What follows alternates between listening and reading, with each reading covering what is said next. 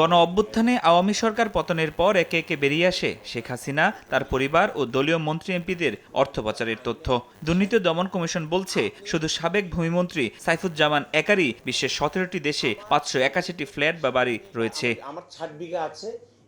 দায়িত্ব নেয়ার পর পাচার হওয়া অর্থ ফিরিয়ে আনতে কাজ করছে অন্তর্বর্তী সরকার। তবে অর্থ পাচার পুরোপুরি বন্ধ হয়নি বলে দাবি করছে টিআইবি। সকালে রাজধানীর ধানমন্ডিতে ট্রান্সপারেন্সি ইন্টারন্যাশনালের চেয়ারপারসনের বাংলাদেশ সফর উপলক্ষে সংবাদ সম্মেলনে সংস্থাটির প্রধান বলেন, পাচার হওয়া অর্থ ফিরিয়ে আনা জটিল প্রক্রিয়া, এখন উচিত পাচার প্রতিরোধে বেশি গুরুত্ব দেয়া। আমদানি এবং রপ্তানি বাণিজ্যে চালান জালিয়াতির মাধ্যমে যে অর্থ পাচার হয় সেটা কিন্তু সিংহভাগ আমাদের অর্থ পাচারে, সেইটা ফুললি নিয়ন্ত্রিত হয়ে গেছে সেটা আমি বলতে পারবো না। যেটা একবার পাচার হয়ে যায় সেই টাকাটা ফেরত আনাটা খুবই কঠিন, প্রায় অসম্ভবের মতো কাছাকাছি।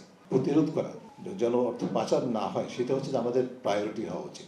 অর্থ ফিরিয়ে আনতে দেশগুলোর সরকারের সঙ্গে সমন্বয় করে কাজ করার পরামর্শ দেন টিআই এর আন্তর্জাতিক পরিচালনা পর্ষদের chairperson François Valyria. We need to know where the money is, where the assets are.